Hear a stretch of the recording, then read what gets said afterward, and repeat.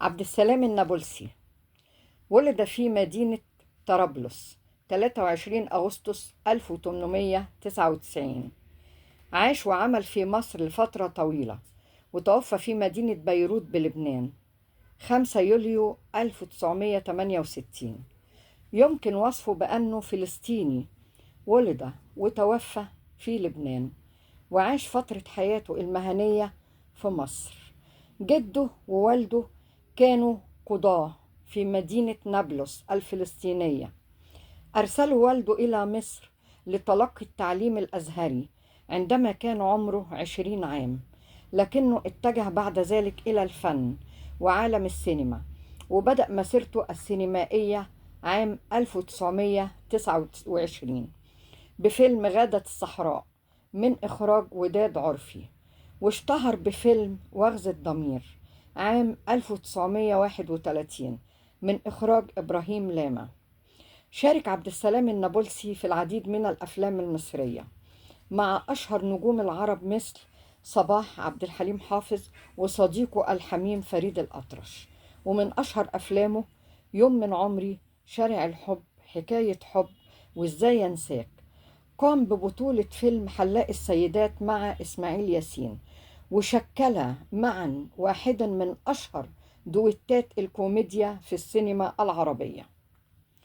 اضطر عبد السلام النابلسي إلى الهروب إلى لبنان عام 1962 بسبب مطالبته بسداد مبلغ كبير من الضرائب، بلغ 13,000 جنيه مصري، وكان المبلغ ده ضخم جدا في هذا الوقت.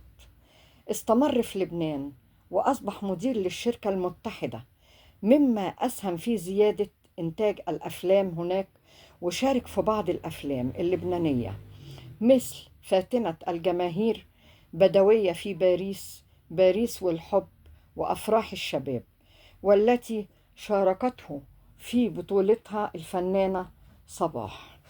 عبد السلام النابلسي تزوج بعد تجاوز سن 60 من فتاة لبنانية تدعى جورجيت ثبات رغم معارضة أهلها، والمعارضة دي تسببت في فترة انفصال بينهم، ولكن جورجيت رجعت له تاني في وقت من الأوقات. تعرض عبد السلام النابلسي للإفلاس بعد ما أفلس البنك اللي كان بيودع فيه أمواله، وكان يعاني من مرض القلب في الوقت ده، ولكنه أخفى هذا الأمر عن الجميع خوفا من أن يؤثر ذلك على اختيارات المنتجين والمخرجين له في الأفلام ويأثر على شغله، وأيضا حفاظ على مشاعر جمهوره ومحبيه ومعجبيه. في 5 يوليو سنة 1968 توفى عبد السلام النابلسي بعد أزمة قلبية حادة.